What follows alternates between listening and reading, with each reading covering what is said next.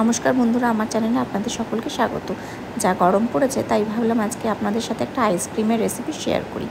তার জন্য দেখুন আমি ফ্রাইং প্যানে কিন্তু এই 3 থেকে 4 টেবিল স্পুন চিনি দিয়ে একটা ক্যারামেল তৈরি করেছি, আর কেক টিনে সেই ক্যারামেলটা ঢেলে দিয়েছি। তারপর একটা পাকা আমকে টুকরো টুকরো করে মিক্সিং জারে দিয়ে তার সঙ্গে এই 3 টেবিল স্পুন মতো, যেহেতু আমার স্পুনটা একটু বড়, 3 টেবিল স্পুন মতন আমি চিনি দিয়েছি, আর দেব 2টো ডিম। হ্যাঁ, এবার দেখুন পেস্ট তৈরি করার পর সেই কেক টিনের মধ্যে কিন্তু পেস্টটা আমি ঢেলে দিয়েছি, আর তার মধ্যে দিয়েছি হাফ কাপ মতো দুধ।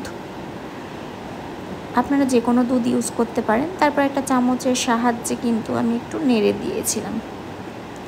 হ্যাঁ, এটা এবার যেমন করে আমরা পুডিং বানাই ঠিক সেইভাবেই একটা পাত্রে নিচে গরম জল দিয়ে, আপনারা যে কোনো পাত্র ইউজ করতে পারেন, তার উপর ঢাকা দিয়ে আমরা পুডিং করে নেব প্রায় আধ ঘন্টার জন্য। তারপরে সেটাকে আমি রেখে দিয়েছিলাম সারা রাত ফ্রিজে। আমি একটু এর মধ্যে আখরোট মানে ড্রাই ফ্রুট দিয়েছিলাম, আর একটু মাঝখানে বের করে ঘেটে দিয়েছিলাম।